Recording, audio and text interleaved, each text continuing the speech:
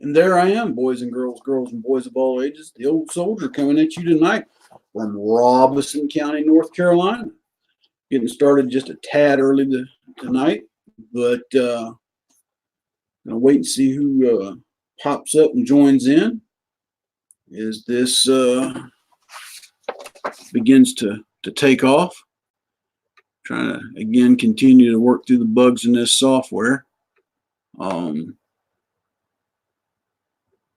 Just to see what's going on.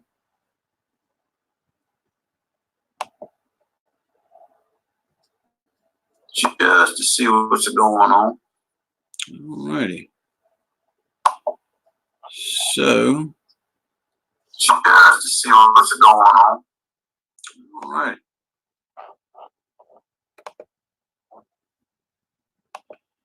So if you're out there, come up on the chat. Let me know you're there, and we'll see what's going on. It has definitely been a Monday, as always. Still trying to figure out how you link this YouTube live thing to the StreamYard so it just goes straight in. Hey, Brother Luke Dog, how are you, my friend? How's Georgia these days?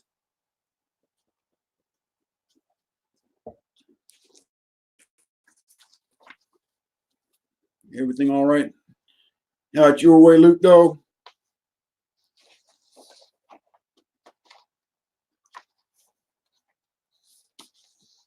We've got two viewers. One has announced his presence on the side chat. Everybody give it up for Mr. Luke Dog. We got a few poems tonight, folks, that I think all are going to enjoy. Especially considering we're coming into Veterans Day weekend this coming weekend. Or actually on Monday is the actual holiday, if you will. So between now and then the next Monday, any poems I read will be, veteran related or dedicated, if you will. So we'll wait and see who else joins us there, Luke Dog. Hopefully some more people begin to pop up and show up here shortly. On vacation, how'd you manage a vacation? I wished I had a vacation. No, I'm just kidding. I'm actually enjoying the job I got now and staying semi-retired in the process. Where are you on vacation at, Luke Dog? I should say, where did you decide to go on your vacation?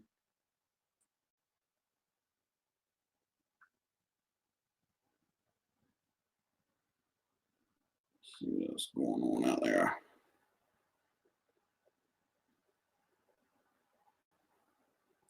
Cool beans, cool beans.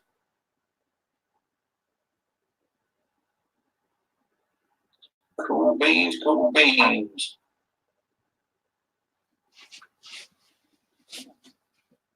Cool beans, cool beans.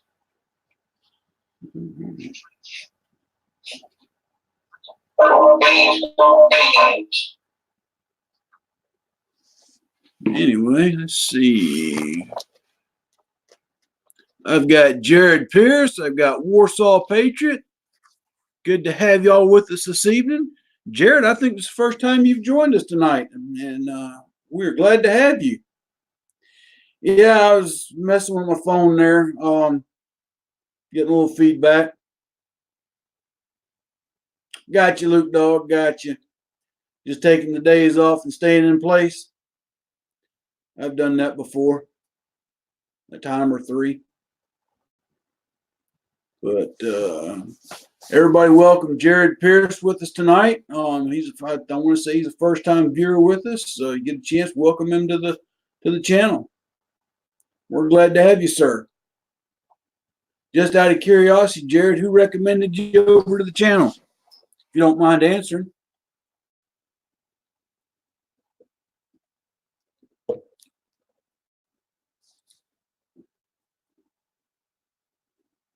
I saw your video. You're doing some range time, Warsaw. I like that AK. It's nice.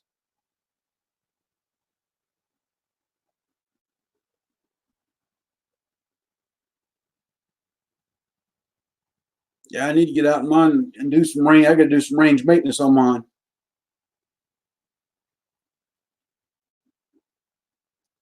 Okay, Jared. Well, again, like I said, we are glad to have you with us tonight. Hey, Vanessa, how are you? Good to see you tonight, young lady. Okay, from Sub Base. Aren't you out visiting the Navy, Vanessa? Just kidding. Navy's cool. I got some good chow. So we're up to 4 viewers already. Like I said, and tonight I've actually got some new material that we're going to cover. Well, Jared, I certainly appreciate you being a subscriber. And again, like I said, glad to have you with us. Glad you could be here. Some of the others tell you on Mondays I do poetry and we talk and we have fun. Oh, that'd be sweet, Warsaw. When you get it, you're gonna have to do a video. Okay, Vanessa, so you're on the East Coast this week. Cool. Cool. Yeah, anything we put on those firearms nowadays, Warsaw, seems to get a little pricey. My daughter's best friend's husband, he's more or less like the son-in-law to me, wanting to get one for his Glock pistol that cost $500. Like, holy moly. A lot of money for that for I want to say it was a red dot sight he's wanting to get for his Glock. I'm a little old fashioned. I'll take iron sights all day long. That's just me though. That's just me. So, well, so far we've got Luke Dog, Warsaw Patriot, Jared Pierce, Vanessa Kitty, and let's see if there's anybody else out here that I have missed. I think I've covered the bases so far.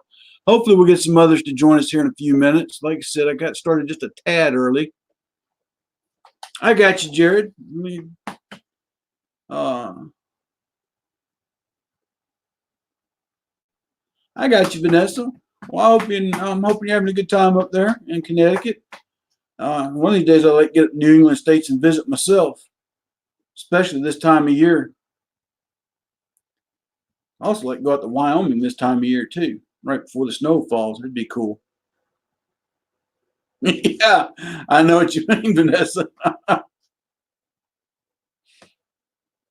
Might have to go price some of those red dot sights to PX. Might be a little cheaper in there out on the economy. Anyway, we're going to get started with the folks we got here because I got three I'm going to read tonight. Got three poems, two of them which I wrote today.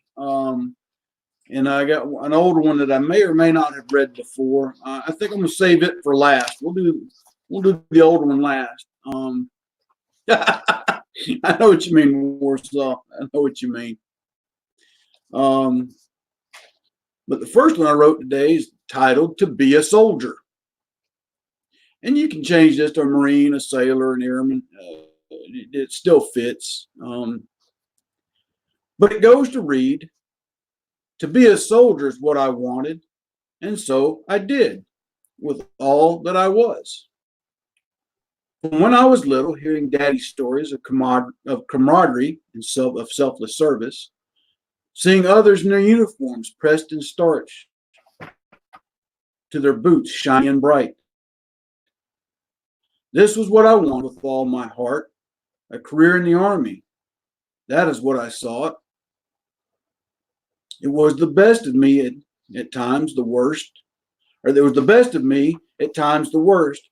Being a soldier was my life, was my heart. Duty at home and duty abroad, memories of good times, some nightmares too.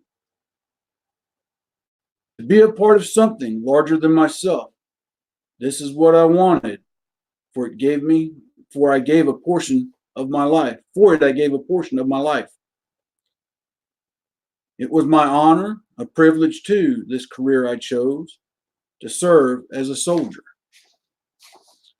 So, hope y'all like that one.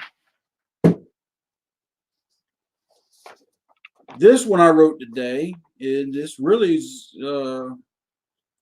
in honor of Veterans Day, and it's titled "Those Who Have Served." It goes to read, Those who have served, a simple thank you seems not enough, but all can muster to say. Your needs behind you, those of the nation you placed ahead of you, sacrifice and selfless service. Time you gave, holidays and birthdays, you missed and gave that a nation is safe today. Some of you, a career you made of this, others just a term or two, all served nonetheless. This you did freely of your own. Some not so, but all gave their time. To say thank you, as I have said above, seems not enough, given the time you gave up. But thank you is all I have that I can say that to you I can give. So with that said, and humbly I say, to those who have served, today, Veterans Day, we say thanks. Hope y'all like that. Those will be going into the new book once I get started on it. And I got a third one I'm going to read, but I'm going to save that for a little bit later. Hope that some more people join. It looks like I've got some more folks that have joined in, but they haven't joined the side checks. Look like we got about 6 people. Ooh, I hit the table.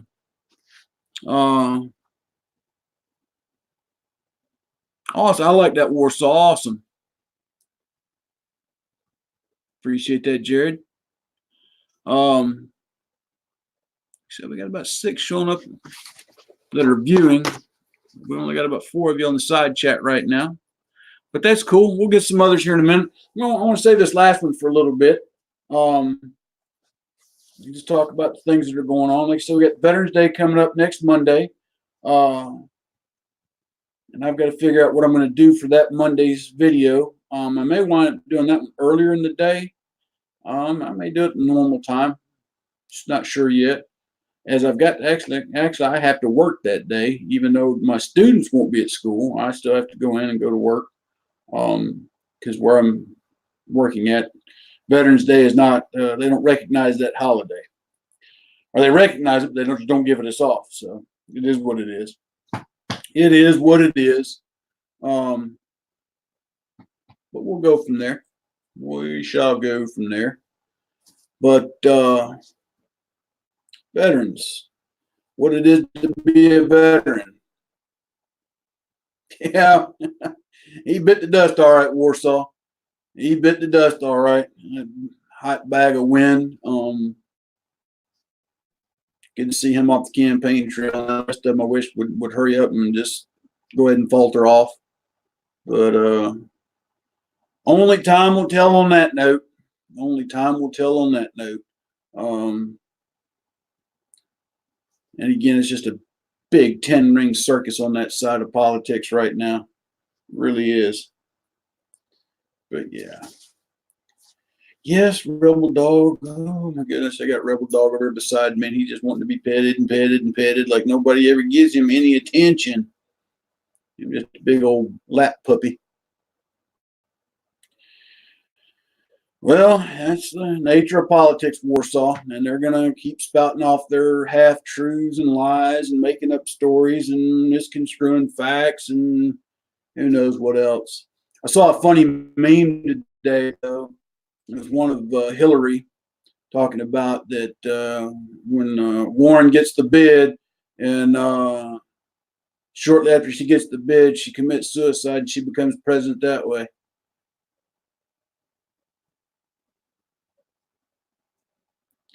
That's right, Warsaw.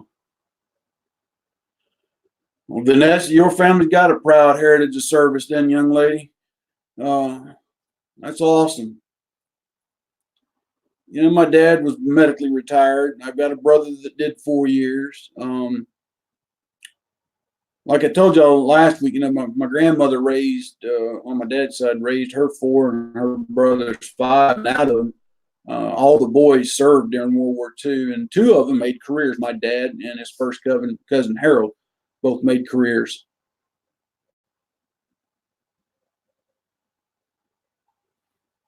Got you, Warsaw. And And then on my mama's side, my granddaddy served in World War One. He actually, now this is an interesting story. My grandfather, his National Guard unit here in North Carolina got called up and went to Mexico with Pershing when they were looking for Pancho Villa. They got back just in time from that expedition to rest, refit, and then get on a big old boat that took them across the Atlantic Ocean to the trenches of World War One, which I found was interesting. And then my mother's brother, oldest brother, served in the Navy in World War II. He was on the LST. And then her youngest brother did, I want to say my Uncle Johnny did either 8 or 9 years in the North Carolina National Guard and U.S. Army Reserve. So, and then his two sons, my two cousins, they were both in the National Guard and Army Reserve for a time. So, and I've got a boy that, we kind of raised as one of our own. That he's in the Army now, and that's great news for us because he just got promoted to sergeant. So I've got to build him a little box. Proud of him. He's out at Fort Riley, Kansas.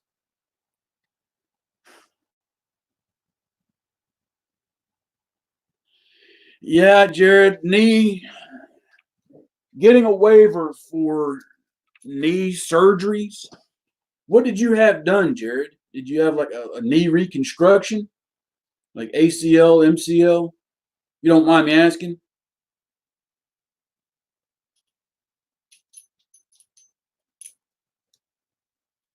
Because when I was a recruiter, I had a kid that he got what was called PDQ, permanently disqualified. The docs wouldn't give him a waiver because he'd had too much surgery on one of his knees. He had like a complete ACL reconstruction and an MCL reconstruction. Even though it was all good, but it's something about the risk of it of tearing or hurt, being damaged again. And it's a liability the military sometimes don't want to go.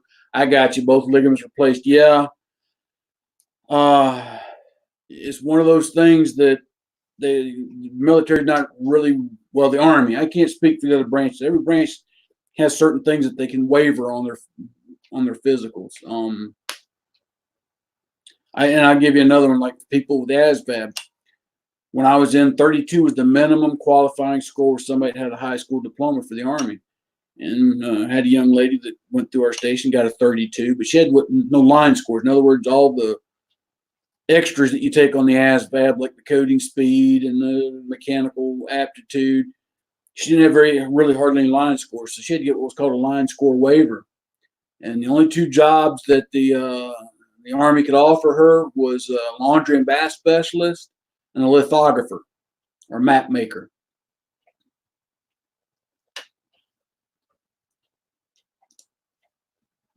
But it's just funny with some of the things the military waiver to let people in and some of the things that they won't. Like Miss Vanessa, she's on what's called the permanent disability retired list. It's one of those cases where you get hurt or something happens and they send you to a board, and the board either says you're going to get medically discharged or we're going to retire you. And if we retire you, now the decision is, do we do it permanent or we put you on a temporary disability retired list and bring you back? A lot of times, all they're trying to do is save money, so they try to give you the little percentage as possible, which the minimum requirement is 30% to get the medical retirement. That's what they tried to do to my dad. He had a 60% heart muscle made mush from his first heart attack.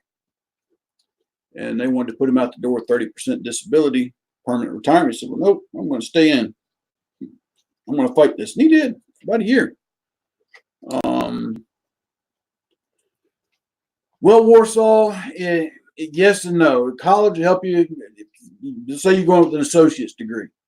That could potentially help you go in as a pay grade E3 for the Army and I think the Navy. I'm not sure about the Air Force and Marines. Marines don't really like to let people come in really above E2 into basic training.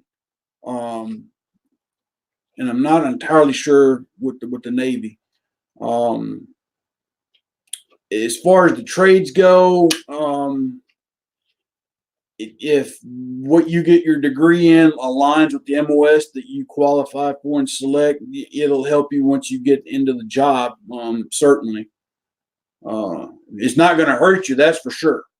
Because the other thing, having a college degree, if you decide to enlist as opposed to go to OCS, college degree will also help with promotion.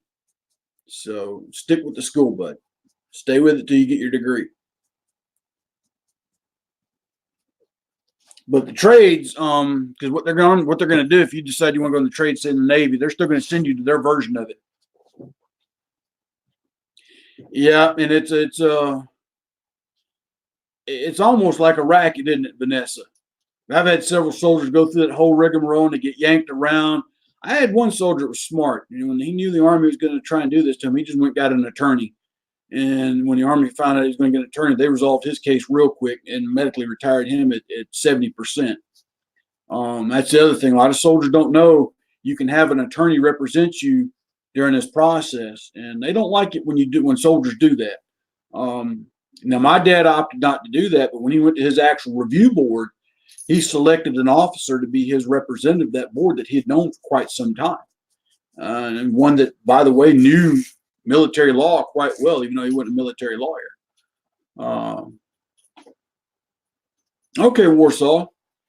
I would suggest if oh yeah, Jared, it's always a fight, because it's all boils down to the almighty dollar.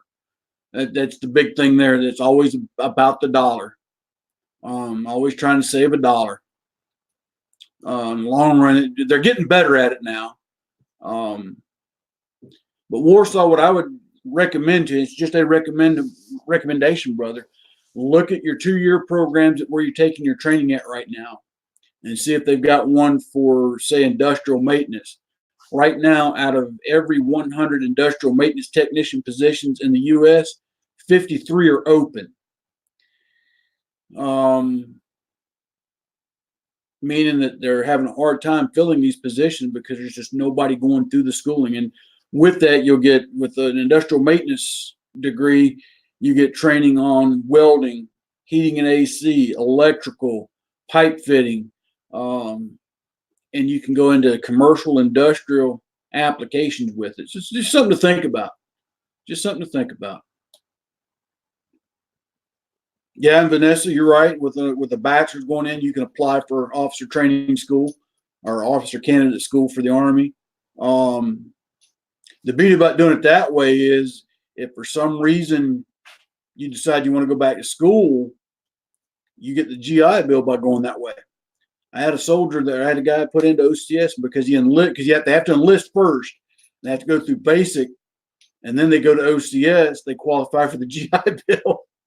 And that's something I didn't know until I wrote this guy's contract and got him in for OCS. So it was pretty interesting. Now we're 23 minutes into it. We got 7 viewers so far. But I think I've only got about 3 or 4 of you on the side chat that are actively engaged. Just see who else is out there. Luke Dog, if you're still out there, come up on the side chat and say something, brother.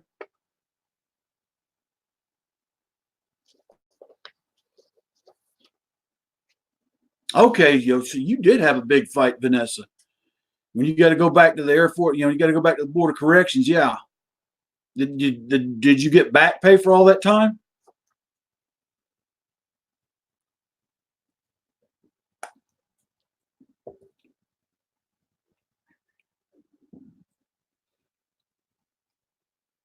And I was reading my dad. All right, brother. I'm just curious if you're still there. Like I said, I told y'all before, Luke Dog and I grew up together in Georgia. Our backyards were adjacent, and I got to thinking, Luke Dog, the other day. I don't know if you remember this, but do you remember the day that we dug the foxhole in my backyard and my daddy wore me out for that? I don't know if you remember that one. I do, because when I got yanked back in the house, my rear end got wore out real fast, real quick. But he and I used to play Army together all the time. It was either Army or cavalry or something. But I had the wise idea that we would dig a foxhole in my backyard. My daddy wasn't too happy about that. Yeah. Okay.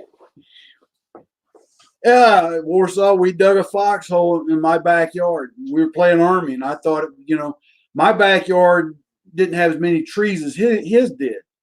So it was easier. And to come to think of it, we used to use that backyard for football and baseball, hitting the balls up. Yeah, we used to have a lot of fun in that backyard in Atlanta. Ooh. Yeah, I remember digging that foxhole and Daddy wore me out. Yeah, we dug a foxhole. We weren't but about 6 or 7. We'd climb the fence over to each other's house. Oh, it mad didn't begin to describe it.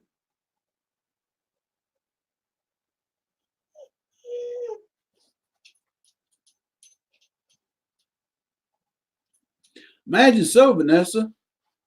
At least they got you. At least you got what you deserved. And so what if the Secretary of the Air Force got ticked off? That's what he gets for not doing his job right in the first place. That's what I don't like about the secretaries of all the branches. They're all political appointees. So whoever's in office at the time is one that kind of dictates policy. And we all know who went into office after 92. And, well, anyway.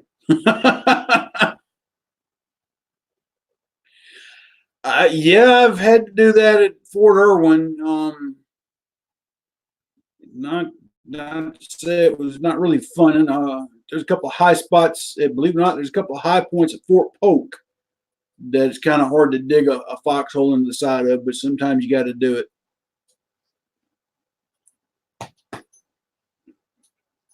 What's wrong? Come here. Come here. Come here. Where are you going? What you hear out there? I got the window open and Rebel Dog's just smelling something. Come here. We get a picture? Come on. Get up here. Say hello. Say hello. Say hello. Say hello. Say hello to everybody. Say hello. See you, Peppa boy? Mm-hmm. Yeah. Doggy kisses. Gotta love them. Gotta love them. But yeah, we did that, and boy, you're just knocking everything over, aren't you, son? Do you want to go in the living room? Do you want to go to the living room? Hmm? Or you want to stay here? If you want to stay here, sit down. Good boy. Good boy. General Relativity, glad to have you with us tonight.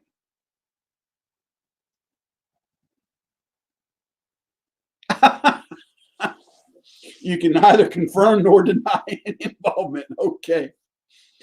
Well, we're glad to have you, whether you're here or if you're not here. How's that? Glad you could join us or not join us.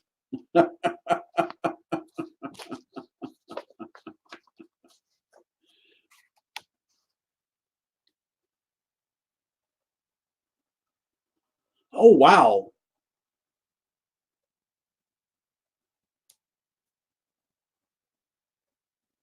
Wow.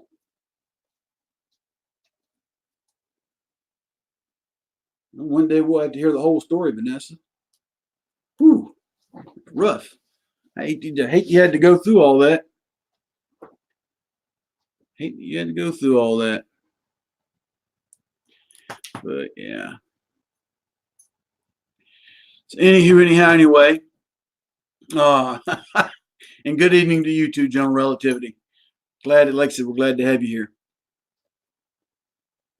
Oof. Yeah, and I've also seen people, things go right from the get-go all the way through. But yeah, no, you've also got to look at what the political environment. I hate to say it, but sometimes you got to look at what the political environment is during the time when a lot of those things go on. Sadly, that was during Billy Boy's reign, and they were trying to cut corners wherever they could. I can remember going back on active duty in '94 because I'd gotten out in '91, went to the National Guard for 2 years, and in '94 my priorities changed. Married and had a baby, and I needed something more than what I was doing. And fortunately for me, and Vanessa, you could probably attest to this. right after the Gulf War, the treaty we had with the old Soviet Union went into effect, where we all had, we had to downsize. And of course, the Army got down to 420,000. All you had to do was sneeze on one out, and there was your discharge papers, and they sent you right out the way. And 2 years later, the Army realized they'd put out like 25 or 35,000 too many. So I was able to go, able to get back in his prior service that way. But at the same token, from about 1994 to 2000, money was always an issue when it came to training. To the point that I can remember going to the supply room, and there was no toilet paper to be issued because all that money had been put towards training dollars. And I could remember the soldiers I had under me having to go to the PX and buy toilet paper because the supply room just didn't have any. All because the way the thinking was. And I don't blame commanders for doing that. No, and you're right, Vanessa. I mean, the Army, we called it QMP, Quality Management Program. You had bad NCOR, or you didn't get recommended promotion to NCOR in a row, and boom, you could be out the way.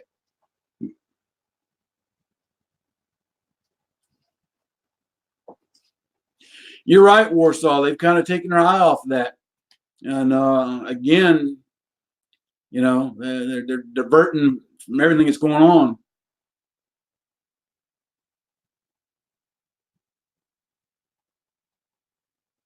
Gotcha, Jared. Yeah, and the whole thing with Hong Kong too is because it puts the liberal movement here in a bad light. Well, your ancestors lived in a nation that's always been fought over. Poland is always, even before the Soviet Union, we can go back to the 16 and 1700s. There's always been that middle ground that's always been contested. There's been, the people have been pulled one way or another. But yeah, during the 20th century, when it really got rough, because then it was the big fight between Germany and the Soviet Union is who was going to control it. Oh wow, that's interesting, Jared. And to get out of what and well, if she's about the same age as you are, yeah, escaped is the proper word for it. Stop.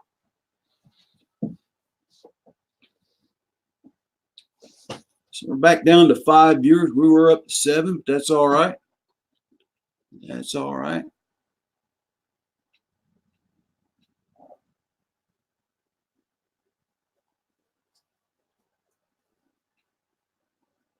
That's interesting. I didn't know about that one, Vanessa. Wow. Then I found out, me and my best friend called me from Tennessee last night. We were talking about blood drives and the fact that he and I, by Red Cross standards, can't give blood.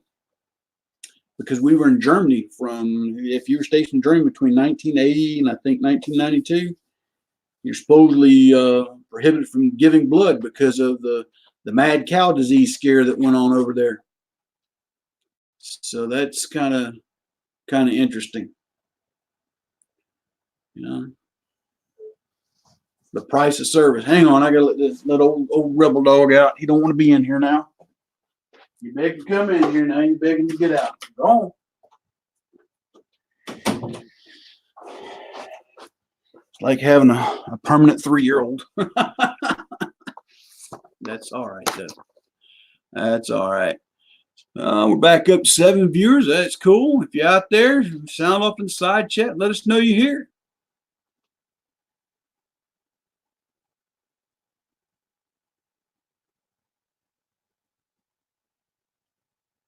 Oh, wow. I bet he's got some short stories to tell, Vanessa. Well, you think about it. During mine and your time of service, Vanessa, there was a lot of people that got across the wall in Berlin.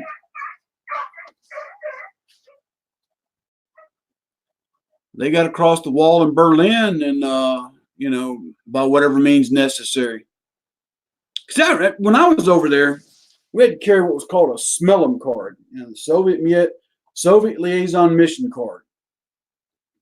And if you saw one of those teams, you couldn't detain them, but you had to try and block them, and you had to find out what they were, try to find out what they were doing, that kind of thing. And it was I checked that out, Warsaw.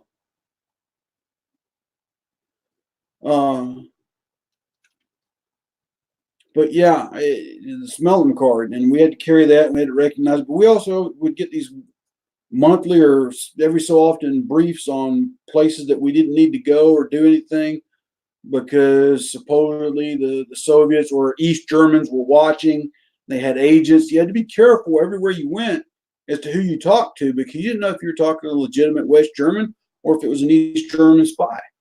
And of course, my unit, when we would go to the field, we normally deployed within 2 kilometers of the Czech border, which at the time was still communist.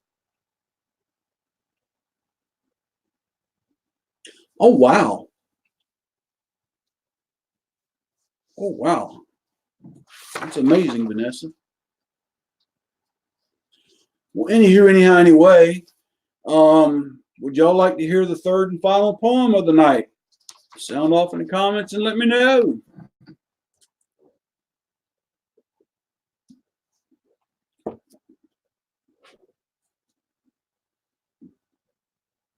But my buddy who was stationed in Ludwigsburg, he was on a all right, General Relatively, we'll get to it in just a second. I'm going to tell this one little story, and we'll read this next one. But good friend was stationed in Ludwigsburg in Stuttgart, near Stuttgart, and was in a long-range surveillance unit. And the chief warrant officer in his company was a former Polish army soldier from the 50s, late 50s, who had defected and was recruited into the U.S. Army from Germany. And if you go back and look in history in the 50s, there was a lot of these defectors that came across during the late 40s, 50s, and 60s that were recruited into the U.S. Army. They'd come back to the States, go through basic and AIT and jump school, and a lot of them went into the Special Forces and were sent right back over to 10th Special Forces Group or other military intelligence units in Europe. And basically, they were kind of used to turn around and spy back on where they came from. So it was really interesting. And I got to meet this chief warrant officer once when I went to visit him, my buddy, and heard the story. And I was like, wow. So maybe do some research. All right. Here's the final poem for the night. And it's titled A Flag Folded. And the reason I thought about this one, because I've given enough of them on my time active duty. I watched my mom receive one when my daddy died. And I'm sure many of you others have likewise have seen or witnessed this as well. But it's titled A Flag Folded. But it goes to read, salute it in the morning when raised at reveille, salute it when the national anthem played. Taught to respect it, salute it when it passed by, went on parade, or when it was raised. Guarded I have, with my life if need be, protect it, defend it, whatever the cost may be. Many a brother and sister I have lost, draped over them our nation's colors. Brought home, taken to a final place of rest, laid in somber peace, covered in our flag. Taken with care and folded with meticulous detail, no step missed, no fold left to guess. The stripes of red and white folded just so that enshrined in the field of blue, white stars showing too. Handled with care and handled with pride, presented in sacred manner to honor a fallen warrior. Given to a mother, a father, husband or wife, a son or daughter, a brother, a sister.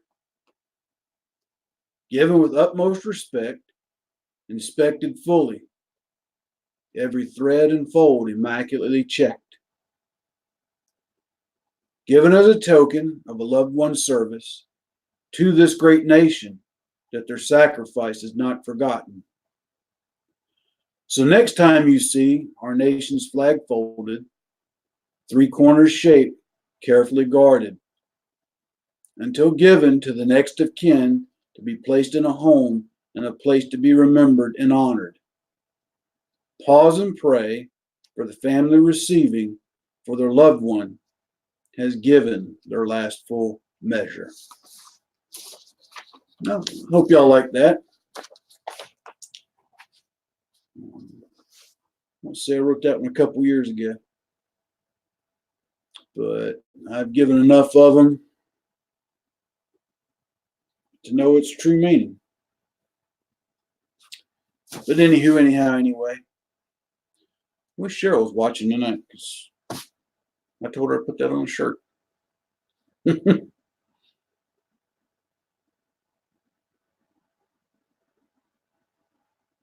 Wow, interesting message. But anywho, anyhow, anyway, folks, amazing. The Washington baseball team won the World Series. What next? Dallas Cowboys win the Super Bowl? Ha ha! Ba-dum-ching. I don't keep up with pro football or pro sports, so it's really not relevant, but thought I'd throw the joke out there anyway. But yeah, got a lot going on in this great nation of ours, folks. Got a lot going on. A lot of stuff going on in the 2A community with what you got, Warsaw, with Illinois, brother. I know Pennsylvania kind of got some good news with the 2A.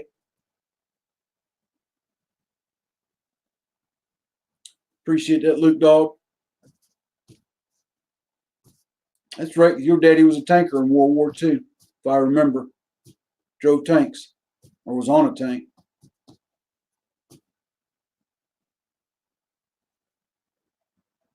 If y'all don't know, when Luke Dog and I were growing up, our mamas used to think that he and I thought that our daddies won World War II by themselves.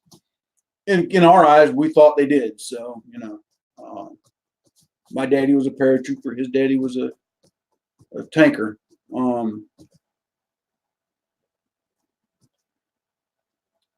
If you don't know about World War II tankers, when the U.S. entered World War II, we really had light tanks. We didn't have anything substantial. We had the M3s that would eventually morph into the M4 Sherman that everybody knew about, but the M3 Grants was kind of that predecessor, and it had two guns on it. And either way it goes, the tanks then, kind of like the tanks today, you got hit. See, let me back up. The U.S. Army, we sacrificed armor for mobility. Okay, let me phrase that again.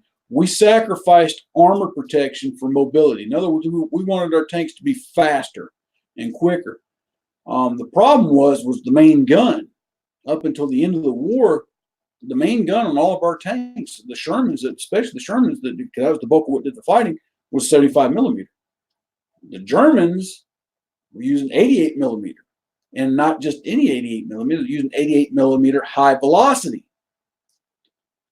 And our 75 millimeters were not high velocity. They had an anti-tank round. Problem was it didn't have enough velocity to punch through most German armor unless they got straight in behind it.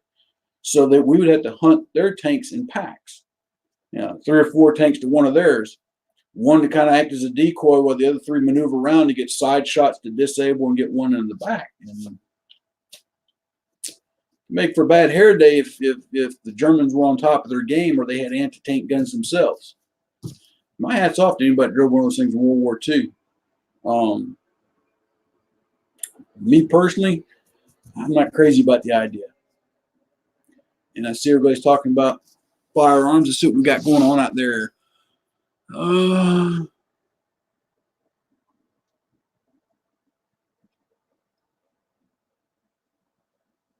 wow. That is a lot, Warsaw. So the Senate shot it down. It's a good deal.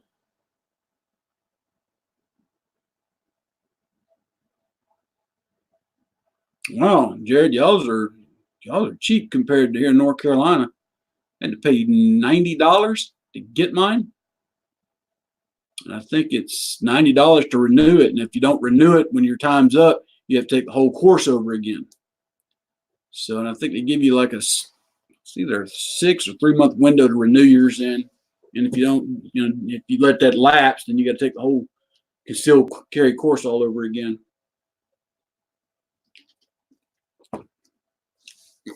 Maybe you should go to a state like Wyoming where really don't necessarily need a permit. I was reading that today. In Wyoming, you can open carry or you can conceal carry without a permit, but you can apply for a permit. And I think that's for reciprocal. If you go to another state, so. Okay. And every state's different too. I would recommend, if you're not sure, go to the U.S. Concealed Carry Association. They've got a lot of good information on states that you have to take the course in versus states you don't, renewals, what states recognize others.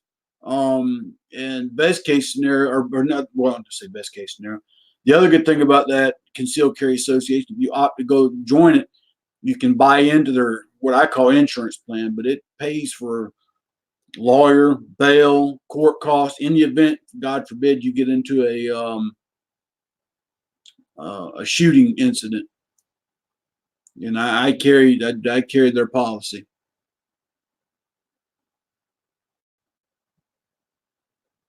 Yeah, Illinois, you got to have a card with, yeah, and I think New York, you have to have a card with your photo ID. North Carolina, just give you a typed card, no photo.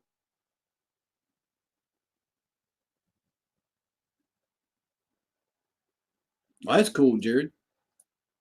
Yeah, sheriffs around here, they're not too kosher on that as far as you have to go pay somebody that's certified to give the class. I was fortunate. The guy that gave me mine was my VFW post, so I got my class for $40 when everybody else around here was charging 75 to 100. But also, I also let him use my range with the rest of the guys from the VFW post that wanted to get certified at the same time. So it was kind of a quid pro quo. You use my range, I'm also in the VFW with you. You give me a discount, and not for me, but for everybody. So we all got ours done for $40, which worked out nice.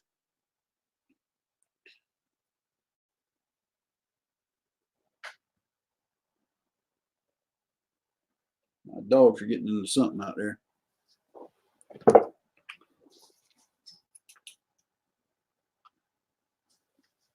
Oh, Mrs. Old Soldier's out there trying to round them up. Here's one for you, Miss Vanessa. You remember these?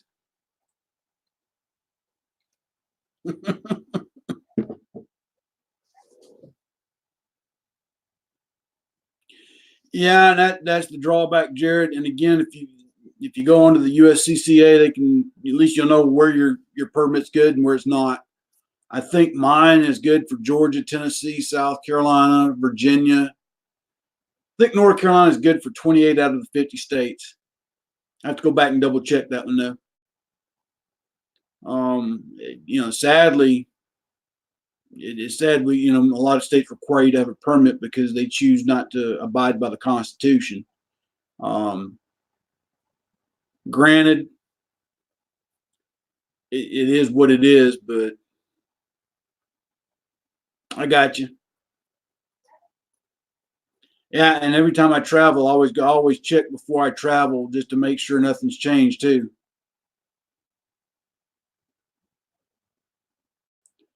Yeah, California's a little bit tricky, Warsaw. At the rate California is going, I wouldn't be surprised if California doesn't implode on itself here before too long. They're about on the verge, or at least I think, politically speaking. The state itself is divided into too many factions among itself, and you got legislatures keep passing these laws that are impeding law enforcement. Environment, they're supposed to be the state that's the big king on environmental, but yet they won't abide by EPA recommendations to burn off the dry growth. Thus, hence they get these massive forest fires. And that's not the sole cause of it, naturally, but if they would have followed the recommendation to start killing off some of the dead undergrowth, you might not have as bad, but so uh, I wouldn't say all that Warsaw. There's still parts of the state that are gorgeous. The redwood forest area is. I just say the politics are that way. Um, I'd love to go back and visit redwood forest again someday. Yeah, and the problem is that the state is, or like Jared said, or Maryland. Maryland's kind of the same boat, but when the state becomes, what's the word I'm looking at, enables instead of prevents, you wind up with that problem they're having in San Francisco. And then I just saw one in the news today about Austin, Texas. Yeah, I don't know if y'all caught that. Where Austin, Texas was kind of trying to follow San Francisco's deal, and then the state governor gave the town or the city a month or so to clean it up, and they wouldn't. See, he started today, and he told them, so this is going to be a weekly thing now. So we'll see how that goes in Austin, Texas. But and Jared, you've got a valid point. And I want to say during the last election there was an amendment on the California ballot that was proposing that they split into 3 separate states. I want to say Northern California wanted to be recognized, because that's the more conservative part of the state. I forget what the other one was wanting to branch off from, but I want to say it was the southeastern portion of the state. So, and that kind of left the coastline to the liberal masses and all that crazy stuff that been going on. But San Francisco's problem is you're giving needles to drug users instead of, okay, nope, you're going to go down the street and you're going to get mandatory, go through some kind of rehabilitation, rehab.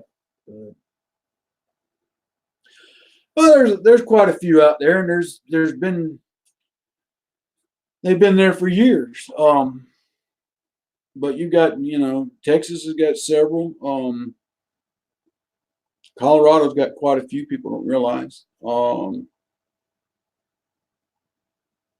But there's actually more on the East Coast than there is on the West Coast, believe it or not. You start going up and down the East Coast.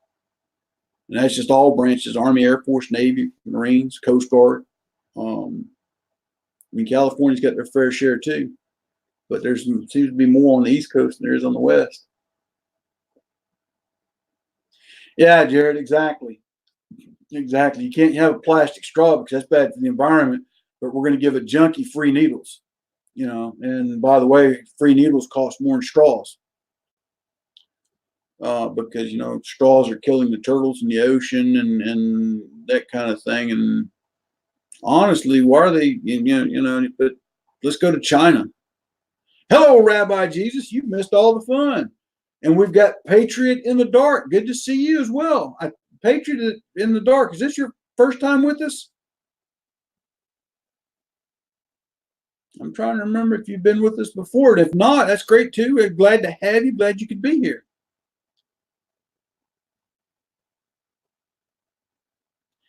Yeah, well, and you can always watch it on Rerun, Rabbi.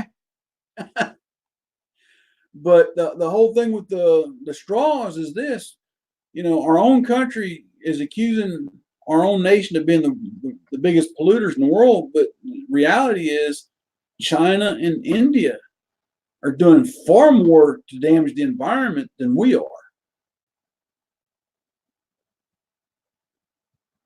Oh yeah, California's they're a state of do as I say, not as I do. Warsaw. Uh,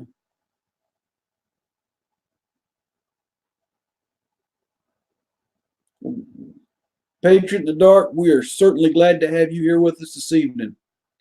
Semper Fi, my friend, Semper Fi.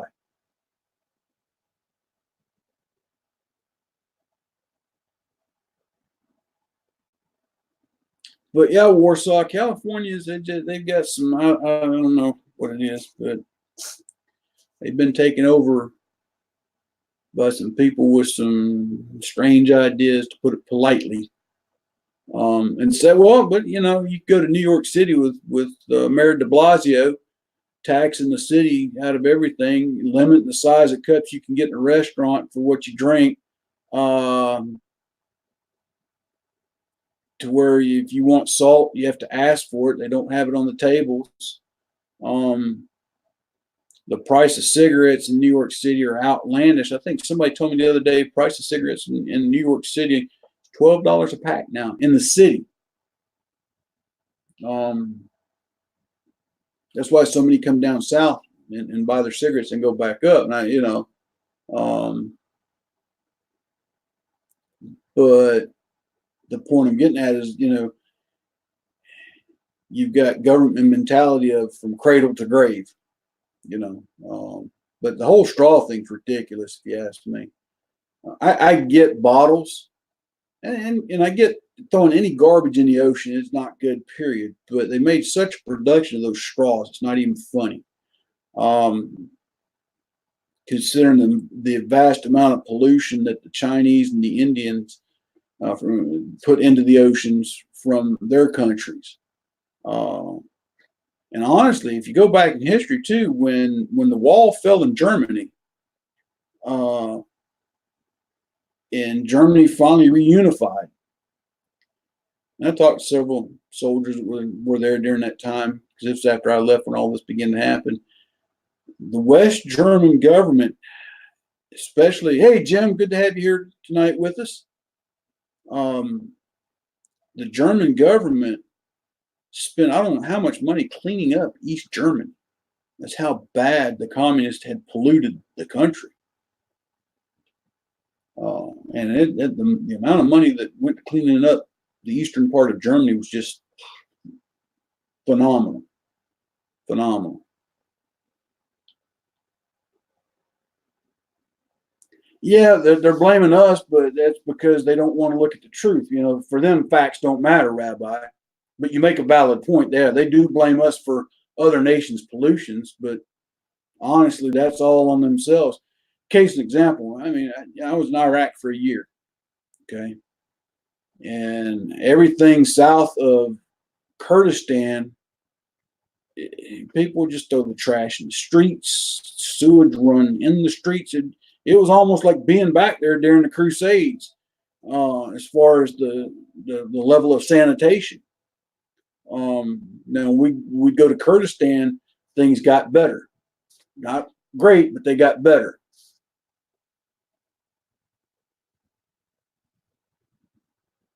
Well, yeah, you're right about that, Rabbi. If they went over there, they'd get locked up in a heartbeat.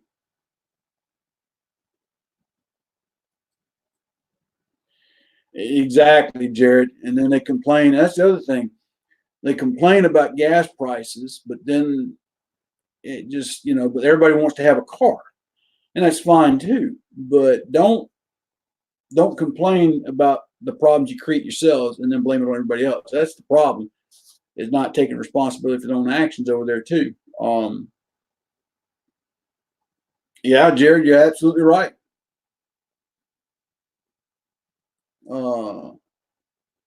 And just, well, did you also hear in the news today too about the problem with the Tesla cars? Has anybody heard about the problem with the Tesla cars that they're having? The Tesla cars, and I think I talked about this last week. May not have, but anyway, yeah, I'll check it out when I get a chance, Warsaw.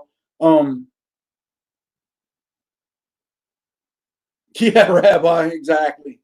They blame the current president for everything, but no, they're having a problem with the new Tesla cars catching on fire. For whatever reason, they're catching on fire, and I'm trying to think where I was watching it. Exactly, can't charge without power either. And where's a lot of that power come from in California? It comes from coal-fired plants, not hydro or solar. But even though it's supposed to be a big solar state, Daniel, good to see you tonight, sir. Been a while since you've been up with us. Good to have you. But these Tesla cars are catching on fire. And where was it? A news article somewhere, but there was a Tesla car hitting a car wreck, and the problem the firefighters had was the batteries kept reigniting, and the firefighters had to start carrying special boxes to put the batteries in if a Tesla car goes into a crash. But there's also seems to be a problem of them just inadvertently just catching on fire for whatever reason. And it could be any number of things. If you know anything about batteries, especially when you start wiring them in series and then taking the series and wiring those series banks in parallel, at some point in time, all that amperage contained into a small area generates quite a bit of heat. And if the heat sink is not working properly and that heat is not being vented properly, you can have some big problems. That's why with standalone solar systems, your battery bank has to be placed in an adequately ventilated area, and it's highly recommended, depending on the size of battery bank you got, that you put a temperature gauge on it with an alarm that if it hits this level, you need to go and vent your batteries. Because if you don't, then you can inadvertently burn your house down. Better yet, put your battery bank on an outside pedestal and container. It's your smart bet. You're absolutely right, Daniel. They don't. Kind of like the old magnesium batteries don't play well with water. The old PRC 77 radios we used to carry in the Army, we used to have to keep those batteries in a plastic bag because they don't like being exposed to water. Anytime and when you talk about lithium, you talk about magnesium, chemicals, they react differently to various other elements. Honestly, Warsaw, I don't know if they've got an intercool system or not. I just caught that in the news today that they're starting to have a problem with these things catching on fire. And the firefighters are having a hard time putting them out because they'll think they're out and then they reignite. So they're having to get these special containers to start putting these batteries in if they come upon a wreck with the Tesla car because of that, which is pretty scary in and of itself, especially if you've got someone still in the vehicle and that thing keeps catching on fire. And don't get me wrong, an electric car, I'm all for. I don't have a problem with people wanting to get an electric car and drive it to do everything. You know, if we could replace all internal combustion engines with a car that runs off of battery power, I'm all for it. But let's make sure it's completely safe before we do that. And then years ago, there was somebody said developed a car that could run off of salt water. You know, and then the theory, the conspiracy theory behind that was OPEC shut them down. It may be true, maybe not true. There's always alternative methods to make things work, to generate power. You know, but as I think it was Rabbi that said, if they can't charge it, they can't run their cars. You know, that's the other thing problem going on in California right now. These wildfires having to shut down the power grid for fear of where the fire is going to go through, so they don't start no more fires in case the power lines fall, crash, what have you. Again, a lot of that could be avoided if they'd let them burn off the undergrowth, the dead undergrowth, from time to time and control burns. They do it at Fort Bragg all the time. And that cuts down on the deer tick population and allows new vegetation to grow.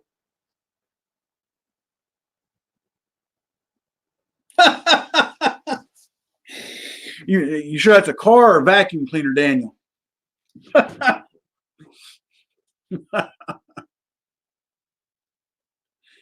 Yeah, Patriot. A car that would run on politicians would be, well, yeah, all the hot gas they spew, right?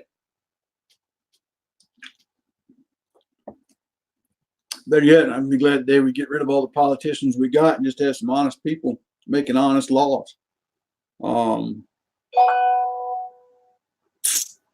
Coda Boy 32's got a live chat going on tonight. Might have to go and check him out in a little bit. But, whew.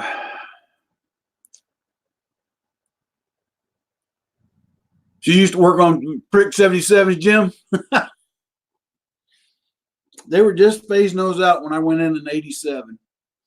But we still had to carry them around from time to time. They're a reliable radio now. I'll give them that. But you had to carry 2 or 3 spare batteries. Those things got awful heavy, especially if you were the RTO. You're busted. What are you busted for, man? There you go, General Relatively.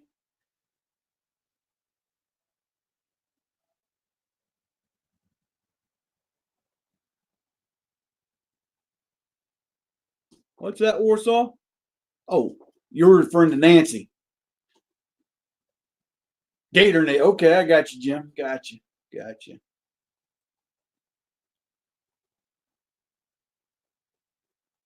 Rabbi Jesus, thank you for joining us, brother. You go and enjoy some time with the missus. But thanks for coming out, my friend. Until next week.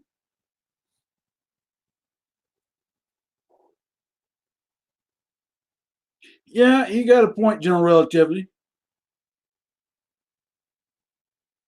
You have a valid point. But I can remember when all the haters, when they took away leaded gasoline, went unleaded. My dad complained about that. I remember having him going to the auto store and buying that additive to put in the tank so his truck would run a little better. It was cold this morning, Warsaw. I think tonight it's going to get down to about 54 here, but later in the week it's going to get back down to the 30s. They're saying Sunday it's going to be below freezing. So we're probably getting that cold front you've already got where you're at, pushing through. But tonight it's only going to be down in the 50s. So, I mean, last night I got down to the 40s. It was about 40 degrees outside when I got up. Actually, it was 34 degrees when I got up this morning. I had to go crank the truck and let it warm up a little bit before I went to work. I opened the windows last night in the bedroom, slept good with cold air coming in. Other than Mrs. Old Soldier whined and complained when she had to get out of bed and it was cold in the bedroom. Go put on your robe. But, got up and closed the windows and turned the heat on. The house heated up pretty quick. Main part of my house now, when I come out of the bedroom, was interesting. It only got down to 64 degrees overall in the house with my 2 bedroom windows open. My house well insulated. That's one thing I like about where we're at and in this house we had put out here. When they were putting it up, I remember when they got it out on site and we're putting it together, and the man saying, "Yep, go back and get some more insulation thrown on the top." Some of it had blown out when they were hauling it. I bought a modular home that came out there in 2 pieces, and a lot of insulation blew out the top when they got it out here, so they had to bring some in and refill it. When they did, boy, let me tell you what, it worked like a charm. But, well, folks, we've been at it for about an hour and 8 minutes. So I think we're gonna call an intermission, so everybody can go on about their evenings and their nights. Because I can imagine some of y'all probably gonna go over and see Coda Boy 32's channel. He'd like to say he's got a live broadcast going on. Some of you probably got some other channels you want to go follow and that kind of thing. I do hope you enjoyed the poems tonight. Like I said, next Monday, I don't know if it'll be at 7 o'clock due to it being Veterans Day, or I may just go ahead and still do it at the same time. But next week's poems would definitively all be veteran related. So I look forward to sharing those with you. I'm going to try and have some new material for that, as well as some of the older ones I've written. We'll probably do more than 3 on just because it's Veterans Day. So, Luke Dog Brothers, always glad to have you here with us. You have a good evening as well, sir. Lord willing and the creek don't rise, Luke Dog will be coming through your way somewhere between the 26th and the 2nd of December to January. So maybe we can get together and kill a crystal hamburger.